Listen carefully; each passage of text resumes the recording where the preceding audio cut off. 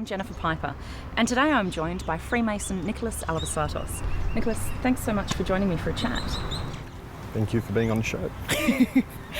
They are some splendid glasses that you're wearing.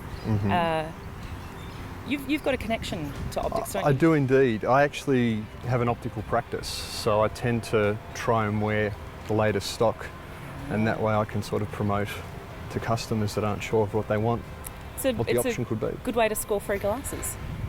Yeah, but I'm still paying for them, so I'm not scoring a freebie.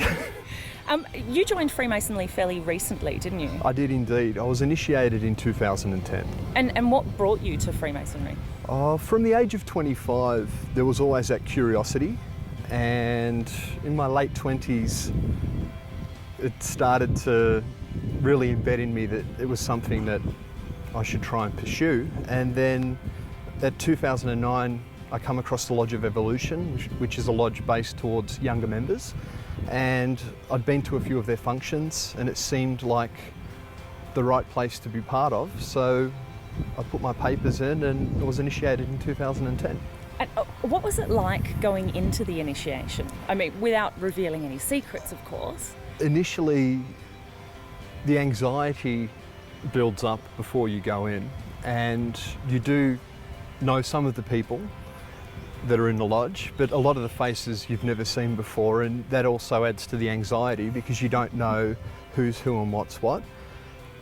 To be honest, it was all over my head by the time it finished, and the best thing that I could do was actually go and see an initiation in a relaxed environment where you're just a spectator and not the centre of attention, and that's when it all really made sense to me. Yeah.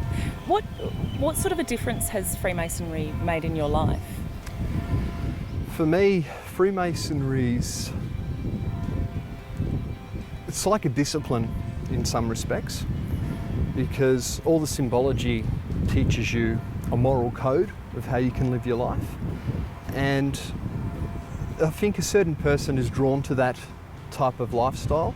So if anything, it builds on your character of the person that you already are. It doesn't change you, it just is a way to complement who you are as a person.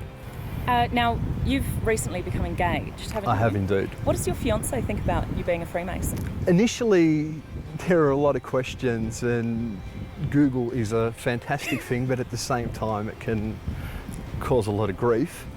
But it wasn't until Grace had a little bit of involvement in what I did, and to be honest, she's fantastic. She's so supportive of what I do, and that actually makes it easier when your partner has a good understanding of what you're doing. How can she be involved in a fraternity? Well, the actual meetings themselves are closed to just the members of the lodge, but we do a lot of functions where afterwards we all go out to dinner with our partners. My lodge, we go away once a year, well, actually more than once a year, but we go on like weekends away, and we do try and get the partners involved, so they do have a fairly good understanding of what we're about. Brilliant. What would you say to somebody who's contemplating joining Freemasonry? The first thing that I'd say is if they don't know somebody that's a Mason, to approach Grand Lodge, and if they do know somebody that is in the fraternity, to actually go along to one of the dinners afterwards, because it's a good idea to see some of the formalities at the dinners, and you get to meet some of the people, and it gives you an idea of the type of person that's involved, and it's all walks of life. There isn't a particular person that's a Freemason, it's a fraternity of difference.